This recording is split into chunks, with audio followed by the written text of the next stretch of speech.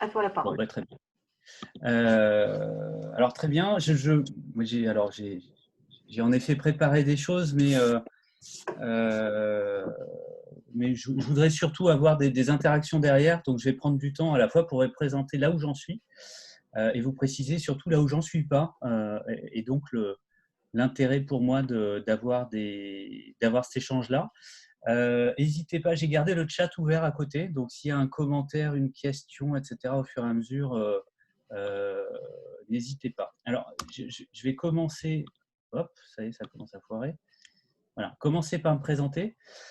Alors, brièvement, pour vous dire déjà que je suis pas un chercheur. Mon activité principale, c'est une activité de conseil. Je suis urbaniste et j'ai ma propre petite entreprise, Dixit.net, et je travaille sur des projets urbains un petit peu particuliers. Je travaille très en amont de projets de transformation de secteurs urbains. Alors, je fais ça depuis une dizaine d'années et depuis 5 ans, je fais que ça. C'est par exemple, donc je réponds à la question de qu'est-ce qu'on pourrait bien faire de cet hôpital qui va fermer ou qui va se déplacer, qu'est-ce qu'on pourrait bien faire sur cette ancienne usine, comment est-ce qu'on peut résorber des friches, etc., etc. Donc, je travaille sur des sujets de renouvellement urbain et essentiellement au démarrage des projets, donc en associant à la fois une partie projet, mais surtout une partie programmation, le quoi, hein, la question de l'usage, mais aussi des questions techniques, économiques, des questions de montage opérationnel, etc., etc. Donc ça, c'est l'essentiel de mon activité. J'ai une activité d'enseignement qui est aujourd'hui relativement importante et qui va tendre à se réduire, je vais vous l'expliquer. Donc à la fac, donc je suis maître de conf associé jusqu'au mois de septembre à l'IGARIN. Donc je donne des cours en géo sur des masters géographie ou aménagement. À l'école de design, pareil sur des masters et de plus en plus au CNFPT, donc de la formation professionnelle. Et puis j'ai une activité alors là qui s'appelle innovation, ça ne veut pas dire grand-chose. Mais c'est globalement ce que vous allez voir aujourd'hui. C'est un travail qui n'est pas de la… alors certains ici diraient que ce n'est pas de la recherche-action, c'est de l'action-recherche. Et ça me va bien, c'est plus une montée en généralité de ma pratique qui a donné lieu donc récemment à la publication d'un petit bouquin. Alors je sais pas, on voit peut-être à l'envers, Manifeste pour un urbanisme circulaire, et c'est de ça dont je vais vous parler. Alors, avec vraiment un point important, c'est que le travail que je vais vous présenter, c'est plutôt la vulgarisation d'un document, d'un bouquin qui est déjà un bouquin grand public. Ça n'a pas la prétention d'être de la recherche, c'est plus un parti pris. Par contre, pour moi, c'est l'ouverture à un projet de recherche que je suis en train d'essayer d'établir en ce moment. Et le but pour moi, c'est d'engager donc un projet de recherche tant pour ma structure que pour moi, voire même éventuellement de faire une thèse sur le sujet à partir du début de l'année prochaine. D'où notamment pour moi un changement de statut puisque j'ai renoncé à renouveler mon poste de maître de conf associé à l'université pour me dégager du temps et faire ça. Mais on va avoir l'occasion d'en reparler. Alors, première partie, l'impasse. Déjà, je vais poser un peu quelques constats. Il y a un point d'articulation sur ce thème d'urbanisme circulaire avec toutes ses limites, et puis quelques exemples. Mais déjà, posons quelques constats. Je ne vais pas vous faire, hein, vous connaissez l'histoire, mais mon point de focalisation, c'est vraiment sur la question du sol urbain hein, et de la consommation de sol. Alors évidemment, tout ça est lié à la population, avec une perspective qui est importante, évidemment de croissance de la population, mais surtout de la population urbaine, avec globalement un doublement qui est attendu d'ici 2050. Alors évidemment, qui dit croissance de la population, dit croissance de la ville, et dit donc croissance de la surface urbanisée. C'est les processus d'aménagement qu'on peut voir à la fois dans nos communes, mais aussi partout dans le monde, sur lesquels on vient consommer du sol et viabiliser. Donc ça, c'est la partie jolie. En moins jolie, c'est un peu ça. Hein, c'est la ville qui mange la campagne hein, pour produire du pavillonnaire. Alors, on a inventé une unité de surface, une unité de consommation de surface en France, pour dire comme le sujet est bien posé, ça fait à peu près une vingtaine d'années qu'on parle en termes de nombre de départements, de nombre d'années qu'il faut pour consommer un département en France. Alors, je vous invite sur le chat à répondre à la question, combien de temps faut-il en France pour consommer l'équivalent de la surface d'un département? Donc, sur le chat ou en audio, n'hésitez pas à essayer de me répondre. Alors, 5 ans, Johnny, 7 ans. Pascal, 10 ans, 7 ans, 1 an. Ah oui. 2 ans, 5, 10, ouais. 3 ans. Alors, c'est marrant, il y a une grande variété là. Une grande variété. 10 ans, en effet. Alors, Marjorie, c'est la version la plus récente, hein, donc on entend dans les discours. Globalement, 10 ans, il faut. Alors, évidemment, il y a quelques subtilités, hein. Un département, c'est quoi la surface? Un département moyen. Donc, moi, j'ai pris un département, j'ai sorti les DOM, hein, notamment parce que sinon la Guyane venait fausser les statistiques. Donc, j'ai fait le calcul. Donc, en effet, Anne, si on prend un département métropolitain moyen, donc je sors les DOM, mais je garde la Corse, les 2 départements corse, et que je fais les calculs, en fait, c'était à peu près le propos qui a longtemps été tenu, c'est un département tous les 10 ans. Il y a quelques années, c'était un département tous les 7 ans, et j'ai vu qu'il y avait 1 an, ah bah oui, bravo, donc un département tous les ans, ça c'était un accident de Nicolas Sarkozy au cours d'un discours, donc il s'est un petit peu emballé, hein, il y avait marqué 10 sur son discours, il a dit 1. Alors qu'en fait, c'est pas du tout ça. En fait, on consomme en France un département tous les 20 ans. Alors, ce qui est assez intéressant, c'est que ça fait globalement 20 ans qu'on parle de ça, 20 ans qu'on donne ces chiffres, et en fait, on n'a pas de chiffres. On a, en termes de consommation foncière, depuis une vingtaine d'années, ça s'est arrêté l'été dernier, 2 sources de données qui sont complètement hétérogènes et de qualité de mauvaise qualité toutes deux. La première, qui est un sondage très précis, qui est fait sur 300 000 points en France, sur des vocations plutôt d'analyse des usages agricoles, hein, sur lequel on a 300 000 points masqués en France et sur lequel on vient voir, pas forcément tous les ans, mais donc on fait ce travail de terrain extrêmement précis d'aller relever quel est l'usage de ce point-là. Et après, on extrapole à l'échelle de la métropole. Alors évidemment, ça veut dire qu'on a des données très précises, mais un échantillonnage qui, lui, ne l'est pas. Donc globalement, voilà, des tendances indicatives qui sont intéressantes, mais les chiffres bruts présentent peu d'intérêt. Et le deuxième source de données, c'est les données satellitaires avec le Corian Land Cover, qui est relativement précis, mais qui voit extrêmement mal des petits événements. Donc globalement, tout ce qui est inférieur à 3 hectares, il ne le voit pas. Sauf que l'étalement urbain en France, c'est essentiellement ça, c'est des petits lotissements. Donc ça veut dire qu'on ne voit que les gros phénomènes d'étalement, et donc on vient sous-estimer globalement la consommation foncière. Depuis l'été dernier, il y a un croisement des données foncières, des données de cadastre, qui ont été faites avec une analyse qui a été faite par le CEREMA, et qui a sorti donc les jeux de données, qui les a ouverts, hein, de façon transparente, ce qui permet de faire un certain nombre d'analyses beaucoup plus précises, et en tout cas de mesurer le phénomène. Mais ça montre bien quelque chose, c'est qu'on a parlé de ce phénomène-là depuis longtemps, la croissance urbaine, sans pour autant être capable de le mesurer. On est aujourd'hui capable de mieux le mesurer, ce n'est pas parfait, hein, le travail du CEREMA. Il y a encore quelques accidents sur les données, il y a encore un certain nombre de choses qui sont sous-estimées, mais quoi qu'il en soit, on a des données qui aujourd'hui sont significatives. On est à globalement 30 000 hectares de consommation foncière par an sur les 7 dernières années. Alors, vous allez me dire, si c'est tous les 20 ans, c'est peut-être moins grave. Sauf que 30 000 hectares, c'est une vingtaine de Notre-Dame-des-Landes tous les ans. C'est 375 EuropaCity, hein, et il n'y a pas eu une seule tribune dans l'IB sur la question, ou c'est 5 stades de foot. Il n'y a pas de manif, et on est toujours sur globalement un propos un peu lénifiant sur la question, sans pour autant rentrer dans le détail, notamment des effets de tout ça. Alors en même temps, vous me direz, c'est normal qu'on ait une croissance de la tâche urbaine, on a une croissance de la population en France. Et quand on regarde de façon macro le territoire, on s'aperçoit, donc là c'est la consommation d'ENAF. Alors l'ENAF, c'est espace naturel, agricole et foncier, rien à voir avec le pâté, hein.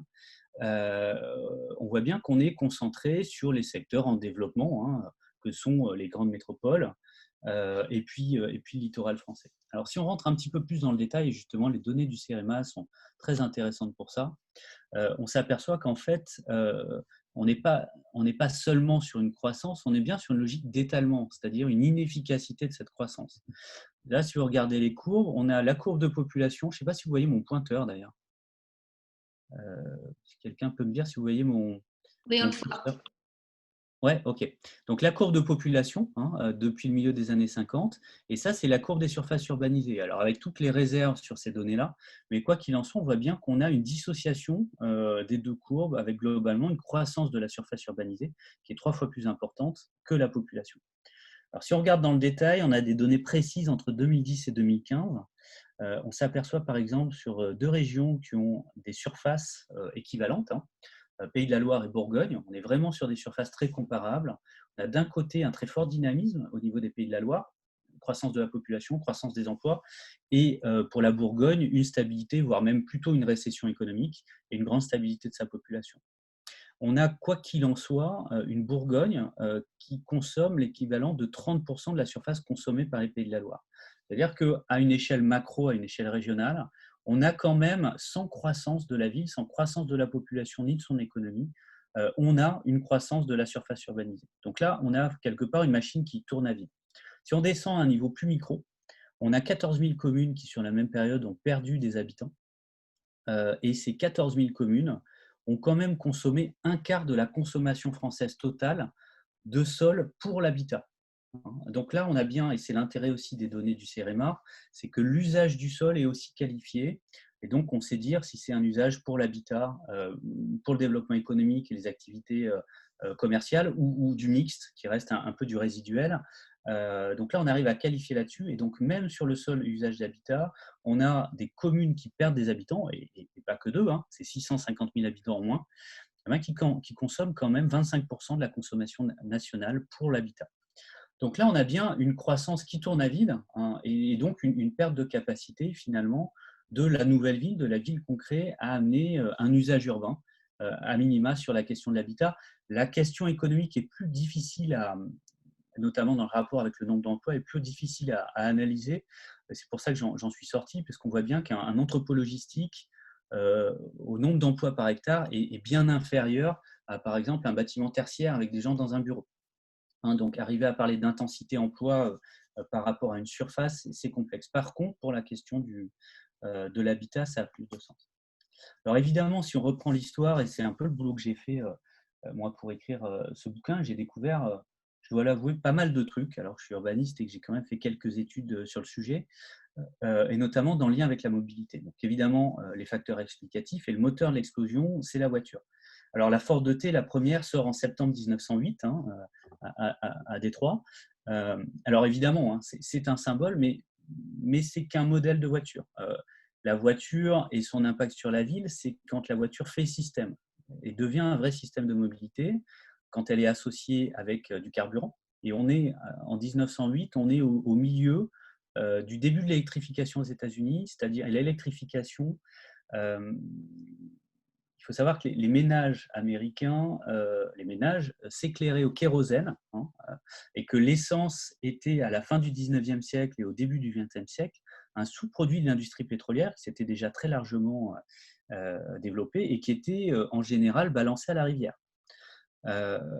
Et on est à un moment où l'industrie pétrolière voit s'effondrer sa consommation, la consommation de kérosène euh, avec l'électrification des foyers, hein, des foyers américains qui augmentent énormément entre 1900 et 1920 globalement.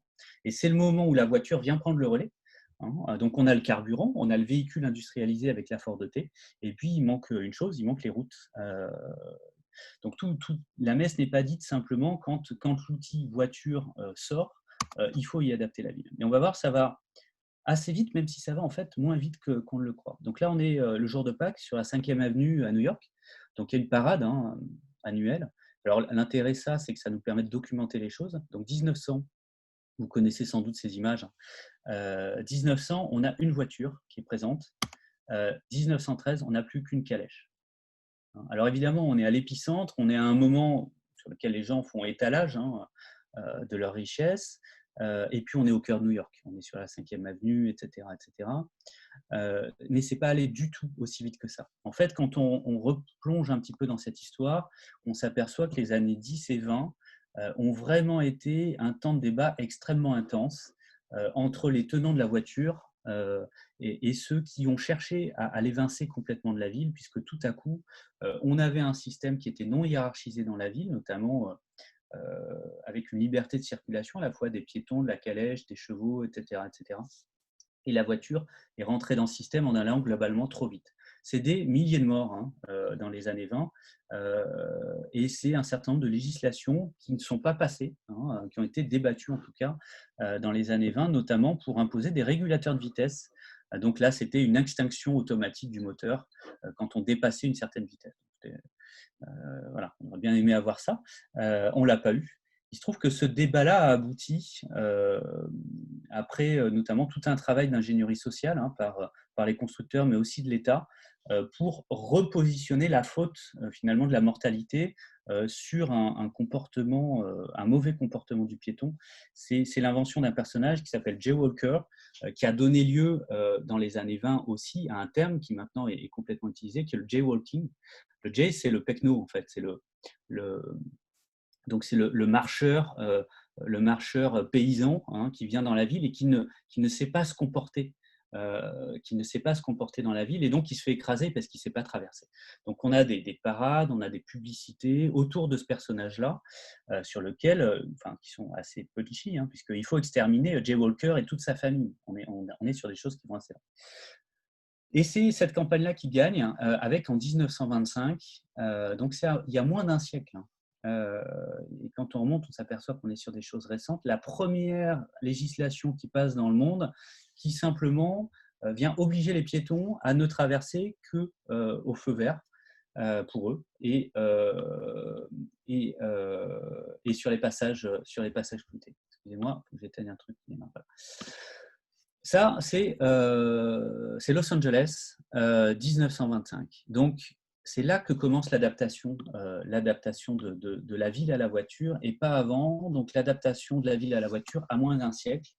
Et on reprend, voilà, on a une hiérarchisation de l'espace public qui devient organisée et structurée autour notamment de ces véhicules qui passent au cœur. Mais on n'est qu'à Los Angeles à la fin des années 20 hein, et aux États-Unis. Alors on voit sur les courbes, donc là c'est le parc hein, en circulation, donc le parc de chevaux d'un côté, et puis le parc de voitures de l'autre. Et on voit bien que ce croisement des courbes hein, se fait autour de 1925-1926, avec une chute du nombre de chevaux, et notamment la voiture est à ce moment-là un moyen à la fois de résoudre la pollution, dans la ville avec le crottin, les maladies associées, hein, des centaines de morts hein, tous les ans à New York, mais aussi une rivalité sur les espaces agricoles de périphérie de la ville, sur lequel le pâturage pour les chevaux était en concurrence directe avec l'alimentation humaine. Alors on retrouve hein, un siècle après ce parallèle entre la pollution de l'air et aussi les agrocarburants et la rivalité qu'on a avec l'alimentation humaine. Pardon. Alors, invention en 1924 des premières boîtes de nourriture pour chiens aux États-Unis. Quel est le rapport? Vous me dites en chat ou en audio? Vous êtes encore là? Quelqu'un a une hypothèse? Les modes de transport, ouais, c'est assez associé. Ça. Ouais. C'est une transition, en fait. C'est une transition sur le mode de transport. En fait, ça fait le lien avec la diapo d'avant. Hein. C'est justement, il fallait bien faire quelque chose des chevaux. Et donc, on avait des chevaux excédentaires aux États-Unis. On les a mis dans les boîtes d'alimentation pour chiens. J'espère que vous avez fini votre repas. Alors, les chevaux ont fait donc les frais, mais ensuite, ce seront les tramways hein, qui feront les frais de tout ça, avant la Seconde Guerre, mais aussi après, dans les années 50-60, partout dans le monde, notamment en France. Mais oui, Anne. Alors, ça veut dire qu'on avait adapté la ville à la voiture avant la Seconde Guerre mondiale, mais on n'avait toujours pas adapté le territoire. J'ai toujours pas parlé d'étalement urbain. Le début de l'étalement urbain apparaît avec un modèle qui s'invente vraiment au tout début de l'après-guerre, hein, 1947-49, les dates varient sur les sources avec les Lewitt-Sons. Lewitt-Sons, c'est une société américaine de construction qui globalement a tourné au ralenti pendant toute la Seconde Guerre mondiale, faute de matériaux, etc. C'est une entreprise générale de construction.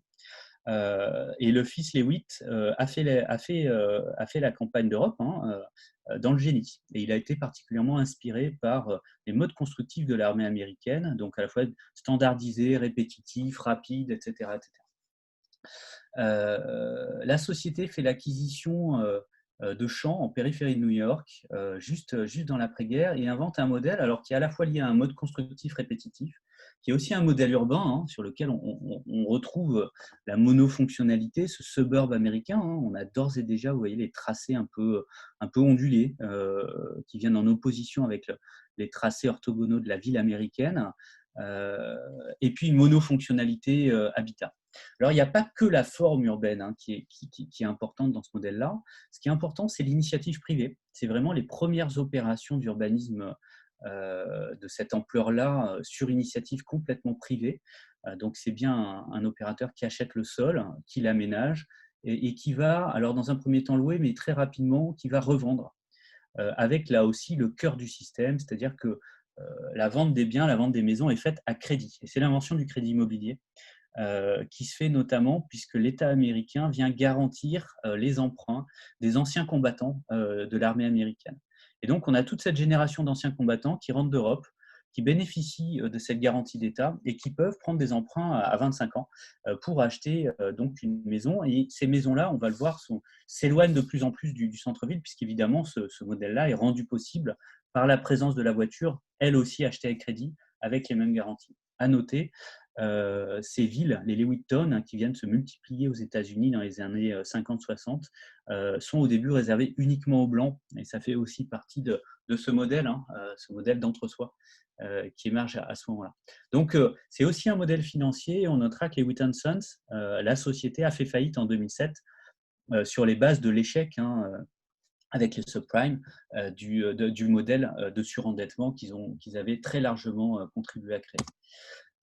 Alors là, c'est la périphérie des villes, hein, et puis on a une extension de tout ça avec Eisenhower, donc qui rentre d'Europe, qui devient président et qui déploie un réseau autoroutier à partir de la fin des années 50 avec un grand plan de développement autoroutier qui est issu à la fois de sa fréquentation des autoroutes allemandes, hein, donc du réseau autoroutier développé par le Reich, mais aussi de l'échec patent d'une traversée des États-Unis d'est en ouest à laquelle il avait participé comme lieutenant-colonel en 1919 et sur laquelle il avait fallu plus de 50 jours, une vingtaine de blessés, l'abandon d'une dizaine de véhicules, des dizaines d'ouvrages d'art aux États-Unis qui s'effondrent, etc., etc. Enfin, une gabegie complète et un échec total qui montrait que l'armée américaine n'était même pas capable de traverser son propre territoire.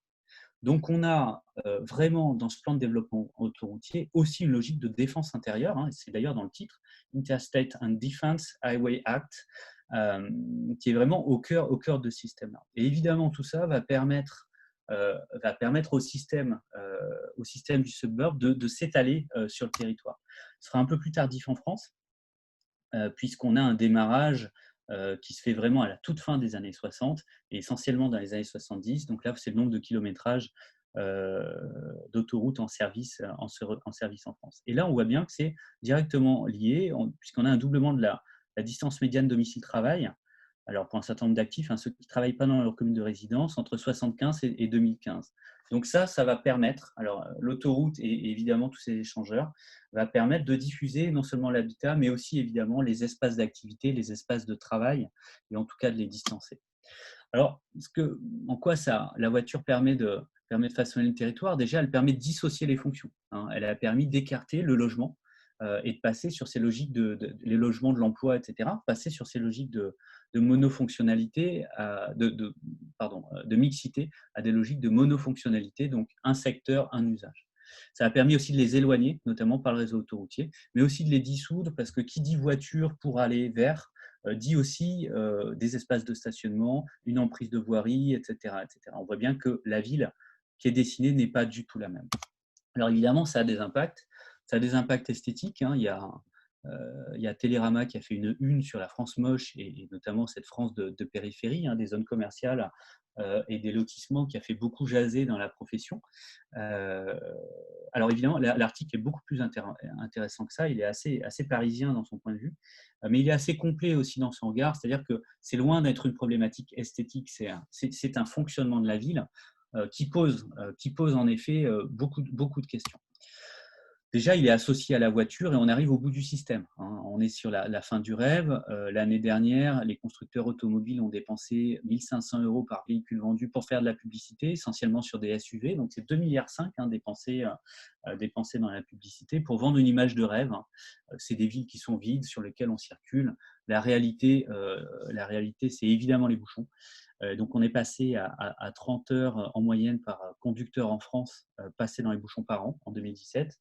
Et globalement, depuis 2010, les Américains passent plus de temps dans les bouchons qu'en vacances, même si évidemment ils passent peu de temps en vacances, hein, en général. Euh, il y a aussi une impasse climatique. La consommation de sol est associée à une émission directe, hein, de CO2. On a du stockage dans le sol. Alors, plus dans une forêt, plus dans une prairie que dans un sol agricole, mais quoi qu'il en soit, on en a. C'est aussi une des perspectives en termes d'ingénierie, de stockage du sol, du stockage du CO2, du carbone, plus exactement dans le sol, notamment avec les technologies de biochar qui sont explorées. Donc là, on perd aussi une capacité à stocker demain par cette consommation de sol. Et puis aussi, c'est l'effet induit, surtout, hein, à la fois par la construction et les déplacements, qui est en termes d'émissions de CO2. Je vais être bref, hein, sur tout ça, on pourrait y revenir, sur les impacts environnementaux qui sont évidemment importants, soit directs sur l'atteinte au milieu, soit indirects par la pollution des sols, par l'imperméabilisation, par les risques associés. Je voulais insister juste sur les enjeux agricoles. Quand on regarde les données, alors là on est dépendant, hein, des données Teruti-Luca, qui sont ces données par sondage, hein, extrapolées de façon un peu large.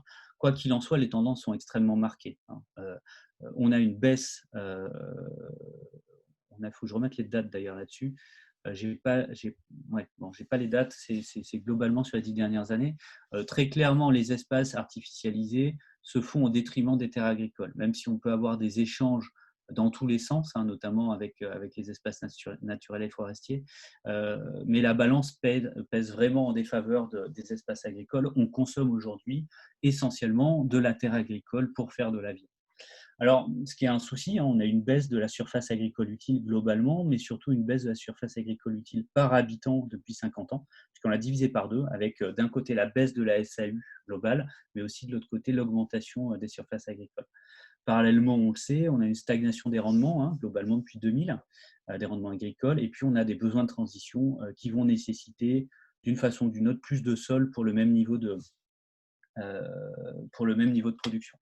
Je ne parle pas derrière des aléas associés au changement climatique qui sont plus que prégnants aujourd'hui sur la productivité en France et sur la dépendance par rapport au sol agricole étranger, puisqu'on aurait aujourd'hui un tiers de notre surface agricole utile qui serait à l'étranger. C'est-à-dire on n'est plus sur des logiques d'autonomie, etc., etc. On est sur des questions de sécurité alimentaire, c'est-à-dire qu'on est dépendant de pays qui éventuellement pourraient faire le choix un jour de ne plus exporter. Alors, on a des conséquences économiques qui sont… alors, les chiffres sont assez hétérogènes, hein, c'est un vrai sujet sur lequel… sur le surcoût en investissement et en exploitation qui est associé à la ville étalée versus la ville dense. Donc, les chiffres sont assez hétérogènes, mais ils vont tous dans le même sens, hein, sur le fait d'un surcoût associé à la ville étalée, notamment parce que l'essentiel des infrastructures urbaines sont associés à des gains de productivité par la concentration. On sait que par habitant, par équivalent habitant même, une station d'épuration va coûter moins cher quand elle est massive plutôt qu'en avoir plusieurs petites. Et c'est pareil pour un bus qui, quand il est plus plein versus un tramway, etc. etc. Je suis bref. Une partie qui me semble vraiment importante, et c'est aussi ce qui a pu révéler la crise des Gilets jaunes, ou en tout cas un des aspects, on les fait beaucoup parler, mais c'est bien cette dépendance à la voiture, les enjeux de la localisation périurbaine et puis une fragmentation sociale qui est de plus en plus importante. Là, vous avez des données qui sont des données de migration de population à Toulouse, sur 3 cercles. Le premier, c'est la ville-centre, Toulouse. Le deuxième, c'est Toulouse Métropole, hein, c'est moins d'une trentaine de communes autour de la ville-centre, mais c'est le poumon économique d'une zone d'emploi qui est beaucoup plus large, qui compte 700 communes, hein, avec des gens qui vont faire du domicile-travail et qui sont donc dépendants, qui sont dans des zones résidentielles, hein, qui sont dépendants des secteurs d'emploi de la métropole dans sa globalité. Quand on regarde, donc on a évacué donc on est sur 2011-2016 et on a évacué de ces données-là tout ce qui est décès, naissance, etc., etc. Donc, on regarde juste par âge les migrations qui ont eu lieu entre 2011 et 2016. On s'aperçoit qu'on a dans la ville-centre, c'est en haut, une arrivée massive de 14-24 ans qui correspond pratiquement exclusivement à l'arrivée d'étudiants. Hein, donc, la ville de Toulouse attire du monde, certes, mais n'attire que des étudiants, puisque à la fois les enfants et leurs parents, les 24-44 ans, et plus marginalement ceux qui sont plus âgés, partent et quittent la ville de Toulouse. Ils vont pas tellement dans Toulouse Métropole, hein, même si on a une relative tendance à s'installer, mais ils vont bien beaucoup plus loin, c'est-à-dire qu'ils vont sauter, euh, ils vont sauter la première couronne autour de la ville toulousaine, qui serait la métropole, pour aller directement dans la seconde couronne et nourrir la périurbanisation avec ce que ça veut dire en termes de domicile-travail et derrière d'effets induits en termes d'encombrement des routes, de pollution, d'accidentologie, etc., etc. Ça, c'est la ville qu'on est en train de faire dans les années 2010. Hein. On n'est pas sur quelque chose d'historique et on est plutôt sur une intensification de ces mouvements-là qui sont extrêmement marqués sur des métropoles comme Toulouse ou Bordeaux. Et on le voit bien, c'est directement associé à la fois une offre de logement et surtout une offre de logement abordable et accessible. Mais sans doute va-t-on se poser la question de la nécessité d'héberger au cœur de nos villes et de nos métropoles les métiers normaux, hein, que sont les infirmières, que sont les pompiers, que sont les policiers, que sont les instituteurs, etc. etc. Donc il y a un vrai enjeu en termes de fragmentation sociale qui est de plus en plus marqué aujourd'hui, notamment autour des métropoles qui voient le prix de l'immobilier augmenter. Alors, l'urbanisme circulaire, je vais revenir sur ce thème-là parce qu'évidemment, il peut prêter plus qu'à débat.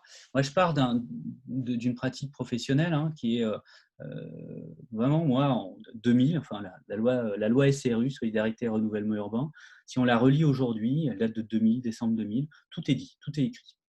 Les impacts de l'étalement urbain, la nécessité de changer le système, et puis des changements réglementaires permettant d'intensifier la construction de la ville sur la ville versus son étalement.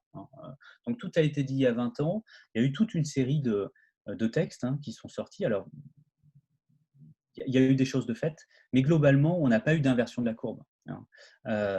Et on a le dernier avatar, alors qui va être annoncé, qui est prévu pour être annoncé après les municipales, même si on ne sait plus tellement quand auront lieu les municipales maintenant.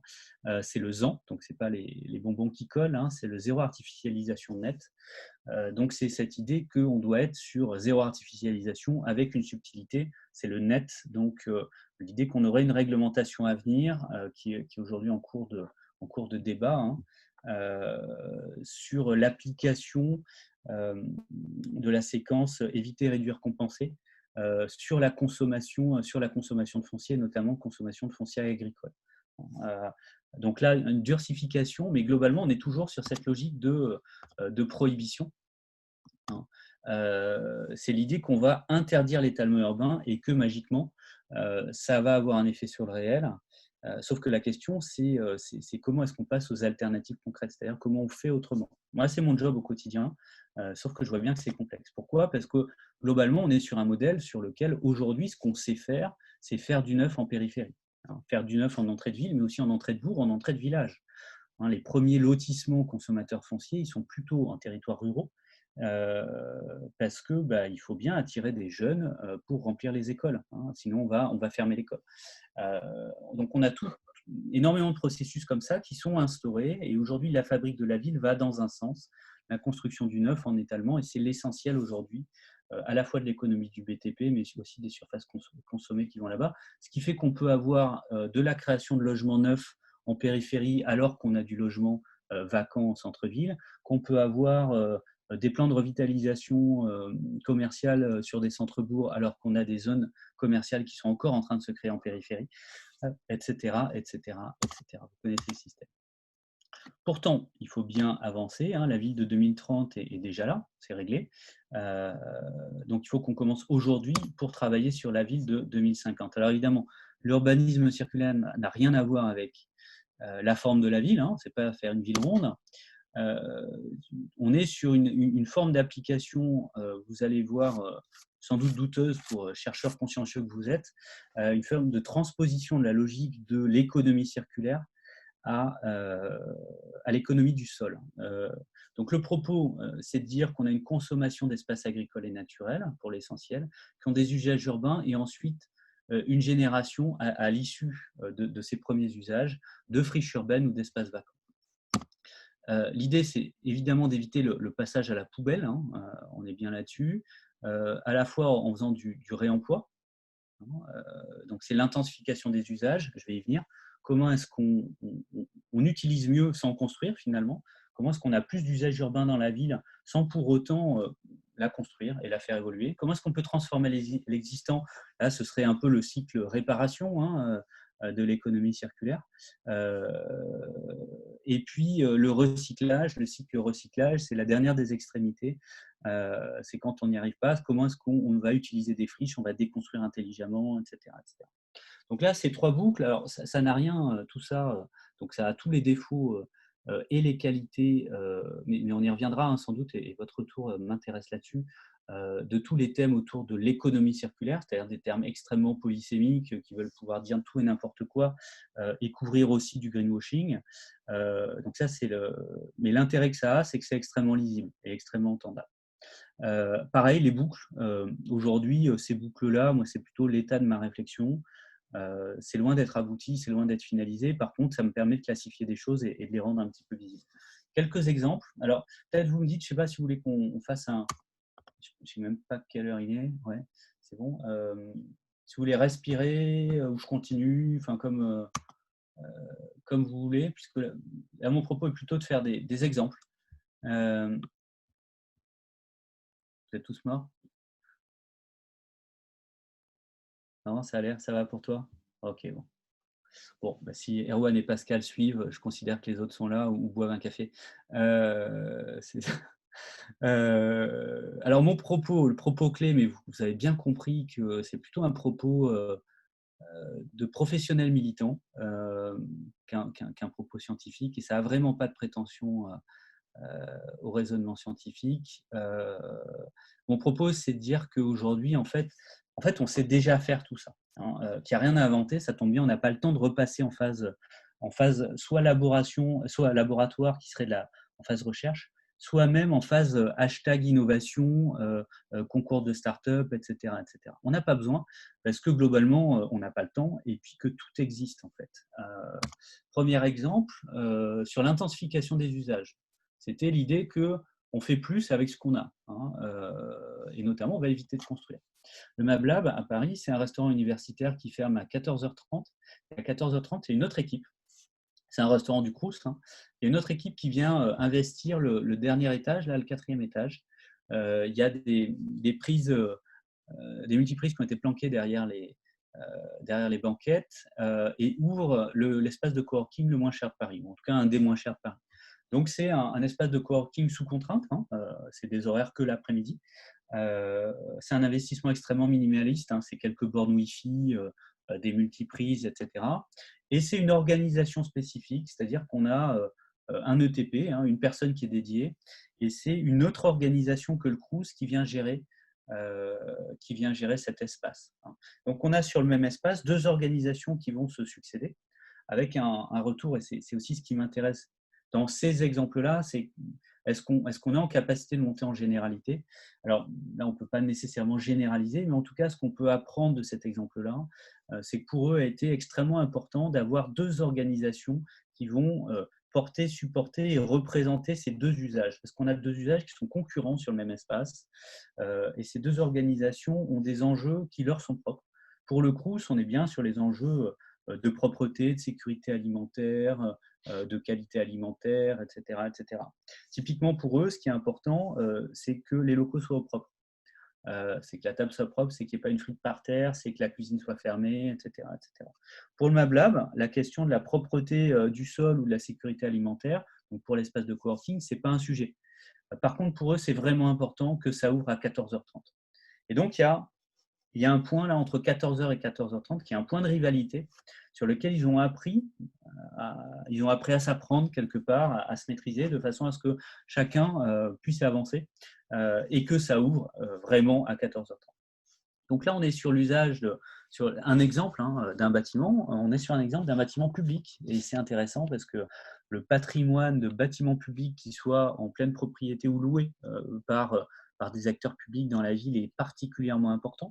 Il est par ailleurs souvent inconnu. Rares sont les collectivités qui ont une pleine connaissance à la fois des espaces dont ils sont propriétaires, des bâtiments dont ils sont propriétaires, mais aussi de ceux dont ils sont locataires. Mais encore plus rares sont les collectivités qui viennent auditer l'usage de tout ça. L'exemple type, c'est pour moi ce qui est l'archétype de l'équipement public de proximité, qui devrait être par ailleurs le lieu de la résilience, qui est aussi un symbole démocratique, qui est la classe, l'école, l'école primaire et maternelle au cœur des quartiers, etc. Aujourd'hui, on est sur des équipements publics qui sont finalement peu ouverts, qui ne sont pas ouverts le soir, pas ouverts le week-end, peu utilisés. Il y a des communes en France, il y a des territoires entiers, il y a des villes comme Montréal, pour lesquelles à la fois les espaces extérieurs de l'école sont des espaces de jeu pour le quartier, et les espaces intérieurs, c'est-à-dire les salles de classe, servent aux réunions communautaires, par exemple à Montréal, donc globalement aux réunions associatives. Donc on a d'un côté la salle, d'un côté on a trois équipements finalement entre le square public, la maison des associations et l'école qui ne sont qu'un, avec évidemment derrière une économie de sol qui est significative. Tout ça évidemment est conditionné à des questions culturelles et surtout organisationnelles, puisque tout ça doit pouvoir s'organiser dans le temps avec les enjeux de sécuriser, assurance, entretien, etc., etc. Autre exemple, les champignons urbains à Nantes. Je vous invite à aller voir ça sur le net, voire même à aller les voir. Donc, ils sont installés dans l'ancien marché aux fleurs du marché d'intérêt national à Nantes, sur les deux Nantes, qui est un secteur donc qui a été abandonné avec le déplacement du marché d'intérêt national, pour autant qui aura vocation à être aménagé plus tardivement. Une partie du mine de l'ancien mine est concernée par le projet d'hôpital, donc a été déconstruit. La partie marché aux fleurs, qui était une petite partie un peu annexe, a vocation à être déconstruite plus tard, dans 5-10 ans, on ne sait pas trop. Une partie, oui, tout à fait, ouais. Une partie de ces locaux-là sert notamment à la production de shiitake, de champignons japonais. Donc là, on est bien sur cette logique d'usage transitoire. Alors, on a tous les exemples en tant que plateau urbain sur des usages plus associatifs, culturels ou tertiaires de ces usages transitoires, mais globalement, on sait qu'un bâtiment à au moins 10% de sa vie pendant lequel il n'est pas utilisé. C'est le moment de l'ouverture, c'est les rez-de-chaussée commerciaux qui peinent à trouver preneur. Donc là, c'est des locaux vides. C'est le moment où il attend un nouveau preneur parce qu'il va être cédé et il a été vidé. C'est le moment où il attend une grosse réhabilitation ou c'est le moment où il attend une déconstruction. Donc là, c'est le cas. Tout ça, c'est des temps de la ville sur lesquels on a des espaces bâtis qui ne sont pas utilisés et par des modes d'organisation spécifiques, on peut les valoriser, créer des usages. Ce qui est assez intéressant, c'est qu'aujourd'hui, les champignons urbains, c'est la seule champignonnière du 44. Donc non seulement ils ont des enjeux en termes de logistique urbaine, de diffusion sur la métropole, mais aussi de logistique inversée de distribution agricole, de façon à aller distribuer leur production agricole dans les secteurs ruraux. Donc on a des inversions, alors évidemment sur un type de produit extrêmement particulier. Ces deux exemples, il y en a évidemment plein d'autres, mais je vais rester bref. Transformer l'existant, c'est se poser la question du foncier, de son évolutivité. Je ne sais pas si vous avez entendu parler du BIMBY, alors sans doute des mouvements de NIMBY, Not in my backyard, donc c'est ne construis pas dans mon jardin, c'est tous ces mouvements d'opposition dont j'aime à dire qu'ils sont souvent légitimes, d'opposition à la construction, parce que bien souvent ils s'opposent à l'inconnu. Parce qu'on ne leur dit pas, on ne dit pas aux gens ce qui va se passer. Moi, si on me disait qu'il y a un projet au fond de mon jardin, je commencerai à dire non. Et ensuite, j'attendrai qu'on me dise quel est le projet. Voilà. Alors, il y a l'inverse du NIMBY, qui est cette opposition systématique, qui est le BIMBY, qui est Build in my backyard, construit au fond de mon jardin.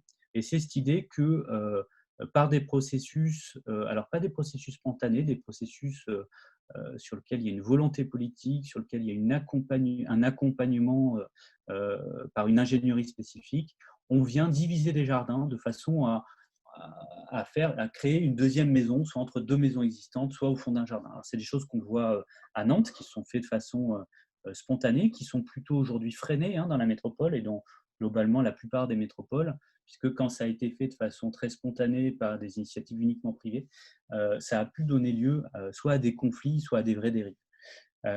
Pour autant, il y a des territoires sur lesquels c'est accompagné, accompagné par la puissance publique, tout en restant des opérations privées, et qui permet, on le voit bien, à chaque fois qu'on a un terrain qui se libère dans le tissu existant, c'est autant de terrain qu'on n'a pas besoin de créer en périphérie sur des secteurs agricoles. Alors, ces modes de densification, puisque c'est bien le sujet, euh, mais sur lequel on vient créer peu d'unités de logement, ils sont aussi complètement adaptables aux zones d'activité économique sur lequel il y a eu très clairement une sous-densité, des modes de commercialisation, des designs urbains extrêmement consommateurs en foncier, ce qui fait qu'aujourd'hui, une zone d'activité moyenne en France, c'est un tiers de la surface qui est dédiée au gazon. Donc on est sur des espaces qui ne servent à rien, et qui ne servent surtout pas à créer de la richesse économique, et sur lequel il y a la capacité, par des opérations, et qui là sont extrêmement fines, qui demandent une ingénierie spécifique, c'est des nouveaux métiers, à venir créer des parcelles sur un tissu d'ores et déjà aménagé. On peut aussi grimper sur les toits, ça c'est des opérations démonstratives qui ont été faites à Saint-Nazaire. L'idée, si vous voulez, c'est sur une trame, la trame de la reconstruction de Saint-Nazaire, donc des modes constructifs béton, souvent de piètre qualité, extrêmement sonores, thermiquement dégueulasses, etc. etc. Et souvent sur un fonctionnement des structures de copropriété, de dire que la collectivité libère des droits à construire, donc la capacité de monter dans les étages, qu'on a aujourd'hui des modes constructifs qui sont adéquats, notamment sur l'ossature bois, des constructions plutôt légères, et qu'on va créer de la valeur sur les étages en vendant ces logements-là, notamment pour les copropriétés, ce qui va permettre de réinvestir dans le bâtiment existant et de faire une réhabilitation, notamment thermique, mais pas que, des bâtiments existants. C'est-à-dire là-dessus, on va créer du logement qui ne sera pas du logement de périphérie, qui non seulement sera une offre qui permettra d'économiser du foncier, mais aussi de générer un flux de réinvestissement sur le patrimoine existant positif. Il y a les questions de transformation de bureaux en logement, se posent aussi les questions dans l'autre sens, dans un certain nombre de territoires, et se posent surtout les questions de qu'est-ce qu'on apprend des transformations du patrimoine existant, c'est une partie de mon boulot, pour faire un neuf qui demain saura évoluer. Et globalement, on est sur la question aussi de ne pas être sur une forme d'obsolescence programmée.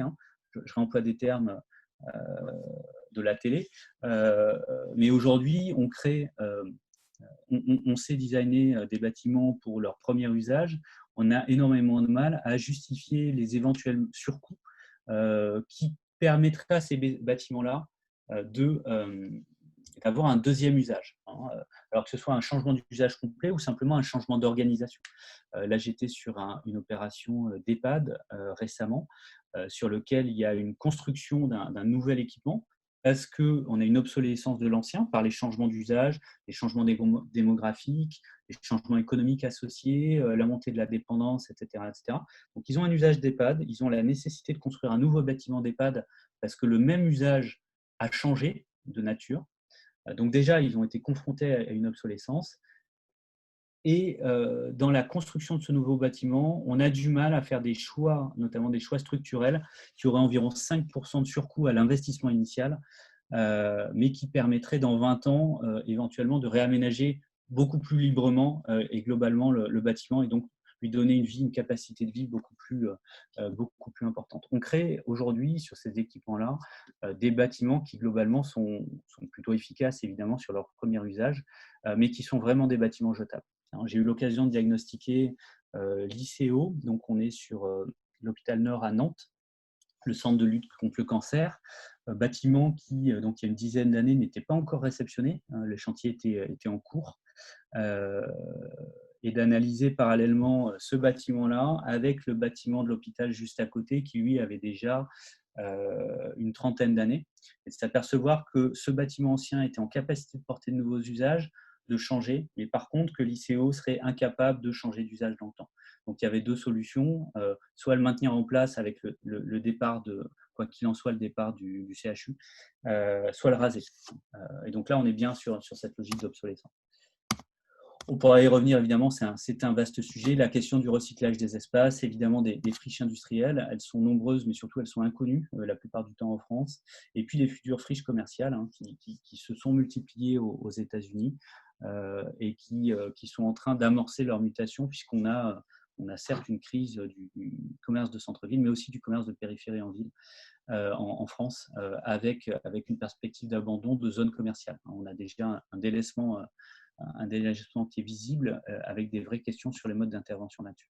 Et puis, on a sur toute la question des espaces de stationnement, là, un foncier d'ores et déjà urbanisé, imperméabilisé, qui a aussi une vraie voie de développement à partir du moment où on arrive à baisser l'usage de la voiture, ou plus exactement à intensifier l'usage des voitures existantes, puisqu'on serait autour de 5% en termes de temps d'usage sur le parc existant, ne serait-ce que si on passait à 10%, donc 3 fois rien, évidemment, on réduirait les besoins de stationnement de façon extrêmement importante. Donc là, je vais publier prochainement la traduction d'un article de Donald Shoup, qui est le pape du parking, sur l'économie justement du stationnement, qui est un chercheur de UCLA à Los Angeles. Première traduction, il rentre vraiment sur ces questions d'économie du parking et il montre tout l'intérêt foncier qu'on peut libérer simplement en changeant aussi de perspective par rapport à ça et en faisant payer le parking aux gens qui l'utilisent. C'est nous-mêmes. Alors, voilà, une partie plus manifeste. Aujourd'hui, la question, c'est pas tant de dire est-ce qu'on sait faire, parce qu'on sait faire, mais c'est comment est-ce qu'on monte à l'échelle. C'est-à-dire, on arrive à capitaliser sur les expériences existantes, on arrive à monter en généralité, à créer les outils et à généraliser ce process-là. Puisqu'on a des acteurs aujourd'hui en France qui, globalement, vont tous avoir des démarches exemplaires, des démarches d'innovation, des démarches, enfin, ils vont faire leur greenwashing, tout le monde le fait. Rares sont ceux qui aujourd'hui ne font que ça ou font du 90-10. Globalement, on est aujourd'hui sur 10% d'exceptionnel et 90% d'extension et de neuf. L'idée, c'est vraiment de basculer et de changer de regard là-dessus. Les enjeux, c'est évidemment de faire sa ville frugale en sol, associé à tout ça. Et on voit bien là-dessus, avec tout ce que je vous ai dit, finalement, l'étalement urbain, c'est plus un révélateur. La frugalité en sol et se dire qu'on va reconstruire la ville sur la ville avec notamment tout un traitement sur les enjeux sur lesquels on reviendra sans doute, mais d'énergie dans le bâtiment, de déchets associés au cycle de déconstruction, d'emploi dans la durée des matériaux qui sont déjà en place, donc de préserver la durée de vie, d'allonger la durée de vie des bâtiments, etc., etc. Ça permet d'avoir une ville frugale, certes en sol, mais aussi en énergie, aussi en matière et aussi qui réduit son émission de déchets. Il y a un enjeu très net sur la question de la proximité. La ville de la proximité, celle qui laisse à ses habitants la capacité de laisser leur voiture au garage.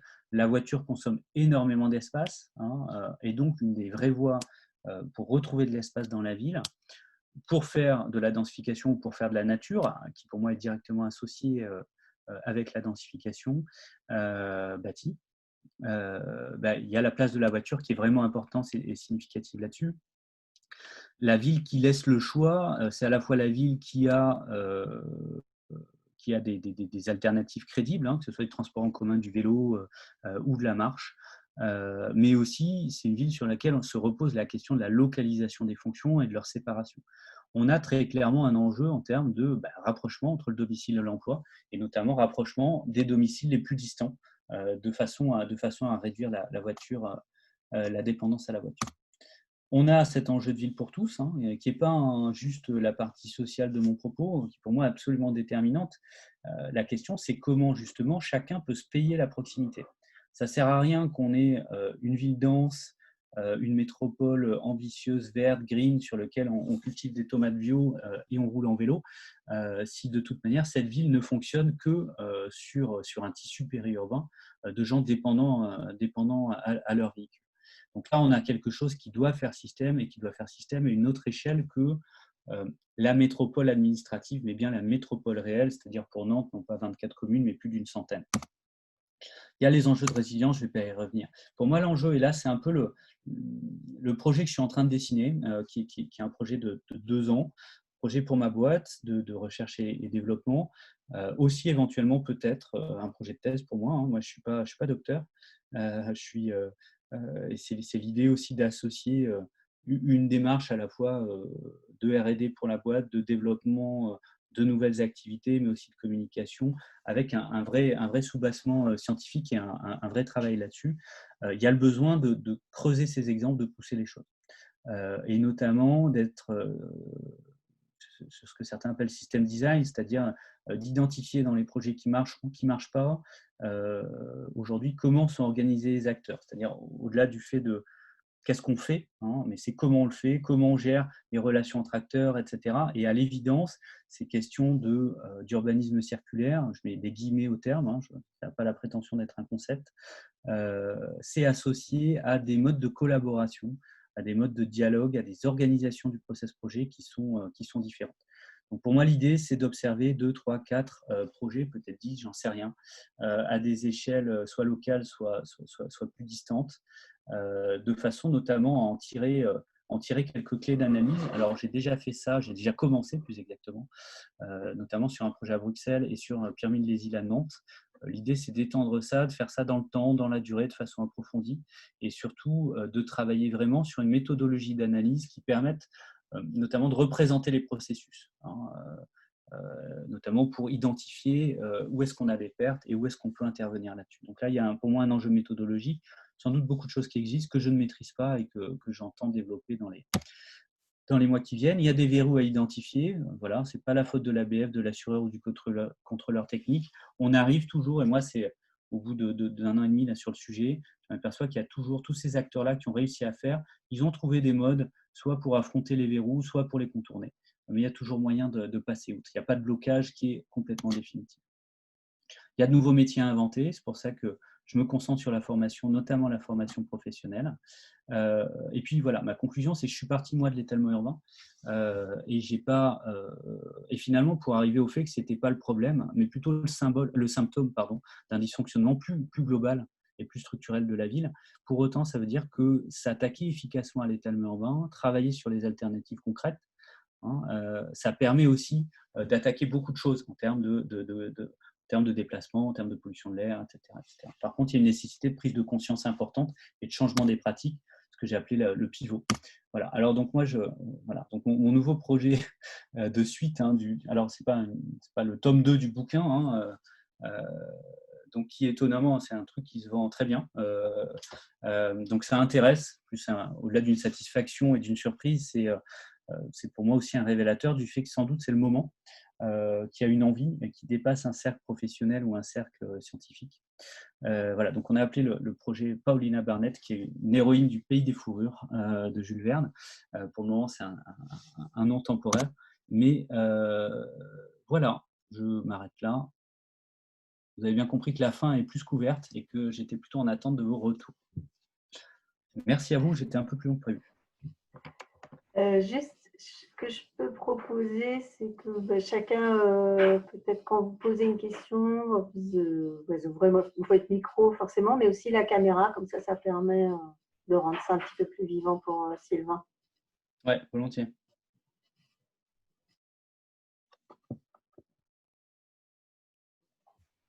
Si vous avez des questions. Moi, je vais poser la mienne alors. Il y a le chat hein, pour ceux qui veulent. J'allume ma caméra du coup. Ouais. Si on me voit. Donc moi, j'avais une question sur la nature en ville, en fait. Parce que ça, c'est une question qui intéresse pas mal aussi des gens du réseau. Finalement, tu parles un peu d'intensifier pour un rendement économique. Ouais. Est-ce que ça veut dire que dans l'idéal, finalement, il faut plutôt avoir zéro nature en ville et tout ou est-ce que finalement, il y a une valeur associée aux espaces? Parce que tu parles de gazon, enfin, forcément, ce n'est pas des espaces naturels, mais oui. transformés autrement. Alors, donc j'y consacre, excuse-moi, j'y consacre tout un chapitre. Alors, souvent dans le bouquin, je pourrais vous envoyer, hein, pour ceux qui veulent le PDF. Souvent dans le bouquin, je laisse la parole à des gens, hein, et notamment à un écologue euh, de l'Institut Paris Région. C'est un chapitre qui porte sur la question de la densité, de la densification de la ville. C'est-à-dire, j'ai associé pour moi les deux questions, la densification et la place de la nature dans la ville, hein, et dans la ville. Pour moi, c'est directement associé. Là, c'est un parti pris à la fois professionnel et sans doute citoyen. C'est-à-dire qu'à la densification, qui reste un exercice très relatif, hein, densifier, c'est donner plus d'usage. Alors, ce n'est pas pour moi une optimisation économique, hein, nécessairement. C'est par contre une intensification de l'usage. Donc, il n'y a pas forcément une déclinaison financière sur cette logique de transformation et de densification de l'usage sur la ville.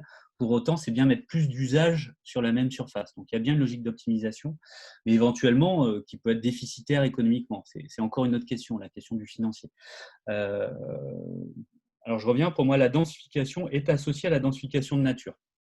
Très clairement. C'est-à-dire qu'il ne peut pas y avoir d'acceptabilité et de villes de qualité à partir du moment où on n'a pas plus de nature. Et quand je dis plus de nature, je reprends les termes de cet écologue, hein, et je les fais miens. Ce n'est pas de la nature décorative, c'est du sol profond, c'est de l'épaisseur, c'est pas qu'un arbre entre trois voitures, c'est pas une façade végétalisée, voilà, c'est des sols perméables, c'est des arbres qui s'effondrent et qui sont bouffés par… c'est des gamins qui peuvent jouer là-dessus, etc., etc. Parce que ça fait aussi partie, cette question de la place de la nature fait aussi partie de notre capacité à rendre aimable, à rendre souhaitable la ville constituée versus la vie à la campagne. Et aujourd'hui, on arrive à faire plus rêver les gens, d'avoir un petit jardin sur lequel il ne poussera pas grand-chose et juste du gazon, et la vue sur un champ dans lequel un agriculteur est en train d'épandre un produit dont on ignore la nature, ça les fait plus rêver que d'habiter en ville. On a un vrai problème, ça veut dire qu'on fait mal la ville.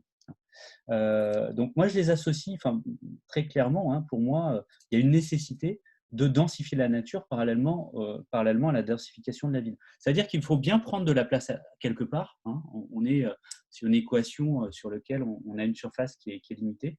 Et la place, très clairement, elle est à prendre sur la voiture. Hein, aujourd'hui, selon les chiffres qu'on a, mais on est autour de 48% des surfaces artificialisées en France qui sont dédiées à la voiture, que ce soit des axes de circulation ou du stationnement. Donc, on a beaucoup de place à gagner là-dessus.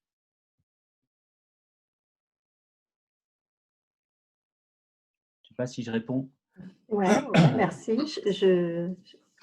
J'allume Oui, la caméra, mais je ne me vois pas, donc je ne sais pas si on… le coefficient de biotope, personnellement, je suis assez… comment dire, je suis réservé à deux égards. Le premier, c'est qu'on n'a jamais réussi à réglementer le beau, et donc je ne suis pas certain qu'une réglementation, et une réglementation aussi complexe que celle du coefficient de biotope, qui part d'un bon sentiment, hein, mais un bon sentiment traduit dans le réglementaire, ça peut générer des effets de bord assez importants.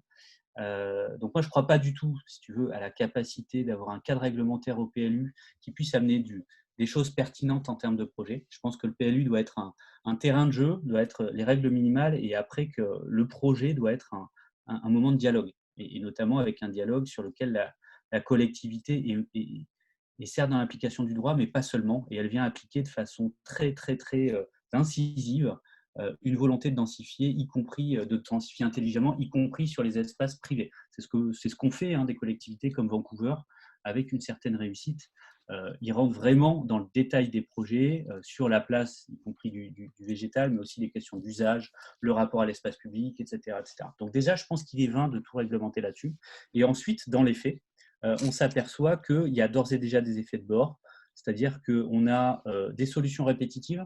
Hein, donc, on se retrouve avec finalement un bon équilibre coût pour la toiture végétalisée, etc., versus surface créée, mais qu'en plus, on a un certain nombre de secteurs sur lesquels l'application du coefficient de biotope est revenue à mettre moins de végétal et moins d'espace désimperméabilisé dans les surfaces de projet, notamment les petits projets. Et pour moi, ce qui est vraiment important, c'est surtout qu'on ait de la pleine terre, quoi. Voilà. Comment on arrive à préserver la pleine terre dans tous les projets, quoi qu'il en soit. Et là, on voit bien que ça pose d'autres questions, notamment éviter de faire du dallage en sous-sol pour faire du stationnement, etc., etc. Ouais, Sylvain, ouais, j'arrive un peu à la même conclusion sur là où on a gagné de la place, puisque j'avais fait pas mal de mesures sur plusieurs villes entre espaces végétalisés, espaces de bâtiments et espaces de circulation. Ouais. Et on arrivait à des pourcentages dans les villes qui étaient au-dessus de 30% dédiés au stationnement et à la circulation. Donc ça représente quand même des surfaces qui sont de l'ordre de celles pour les espaces végétalisés. Pour ce qui est Preneur de la ref, hein. Pardon ? Je serais preneur de la référence. Hein. C'est des mesures, enfin, c'est des calculs faits à partir de nos données. Après, sur le PLU, là, on a fait des formations des instructeurs de PLU récemment. Ouais. Et donc, ils commencent à avoir un petit recul sur le nouveau plume et sur leur marge d'appréciation. Et là, quand tu dis, il vaut mieux négocier le projet. Alors, sur cette partie-là, c'est pas vraiment de la négociation puisqu'il y a une règle. Mais sur les autres choses où il n'y a pas de règle, en fait, cette année, ça a été quand même extrêmement compliqué et ils ont pas sorti leur quantité de logements, en fait, de logements, de bâtiments, et ils ont un pourcentage de recours, soit de recours parce que le permis de construire n'a pas été donné, soit de recours des tiers, qui a explosé en 2019. Ouais. Donc, justement, à cause des marges d'appréciation et de la négociation. Donc, c'est un peu, c'est une des limites de l'exercice. Alors, eux le trouvent très intéressant, cet exercice, même s'ils ne sont pas super formés, mais ils se forment. Ils le trouvent super intéressant parce qu'enfin, leur boulot devient intéressant, puisqu'ils peuvent négocier ils sont là pour négocier le projet et faire en sorte qu'il soit vraiment bien. Donc, ils ont, de ce côté-là, du point de vue des acteurs, en tout cas pour la municipalité, c'est drôlement intéressant. C'est vraiment leur retour unanime. Ouais, ça rend notre boulot intéressant, mais par contre, c'est dur. Et effectivement, ils ont un peu de mal sur tous les arguments parce qu'il faudrait qu'ils soient compétents en tout. Et les instructeurs de permis de construire ne sont pas forcément des architectes, des urbanistes. Ça peut être des personnes qui ont eu le bac, qui ont progressé petit à petit dans l'administration et puis qui maintenant sont à ce niveau-là en ayant appris sur le tas, mais ils n'ont pas tous les fondements. Ah ouais, c'est là où c'est des nouveaux métiers. Hein. Ouais, voilà, voilà. Mais bon, il y a des formations. Alors sur Nantes, il y a des formations. Là, j'ai vu depuis Rennes qui voudraient aussi mettre en place des formations de leurs instructeurs, en fait. Moi, je reviendrai aussi sur ce qu'a dit Anne sur la part des espaces végétalisés. Si je me souviens bien, quand on compte l'artificialisation, on ne compte pas. Enfin, on compte que tout ce qui a été mis en ville, tout ce qui a été construit en ville, même s'il y a une part de jardin, on les compte plus dans les espaces verts ou agricoles ou quoi que ce soit. Donc, en fait, s'il nous reste 30% sur la ville, c'est 30% qui ne comptent pas. Alors, je ne sais pas si tu as un retour là-dessus. Oui, on parle, il y a un vrai problème sur la définition des concepts et les sources de données. Artificialisé, ouais. Voilà, donc artificiel. Donc moi, je l'ai employé plutôt sur la logique CEREMA, qui est de dire qu'on acte un changement d'usage. Oui, donc c'est artificialisé. Voilà. Et donc, y compris transformer un champ agricole en jardin public devient un processus d'artificialisation. Voilà. Alors, ça veut dire qu'il faut vraiment… donc, ça ne veut pas dire imperméabiliser. Et puis c'est un champ agricole, c'est plus qu'artificiel. Enfin, je veux dire… Donc, on est sur des termes qui sont vraiment pas clairs là-dessus. Plus ça va, plus je me dis qu'il y a un truc sur cette question de… Quand on avait fait l'expertise collective, tu as dû y avoir accès, là, il y avait eu toute une expertise collective sur l'artificialisation des sols, où il y a eu bien sûr, des personnes de tout. Voilà. On n'a pas connu CEREMA, c'est surtout l'INRA l'INRA et l'IFSTAR qui ont porté ce travail. Et c'est vrai qu'au début, il a fallu se donner une définition et il n'y avait pas du tout consensus sur ce qu'était l'artificialisation des sols.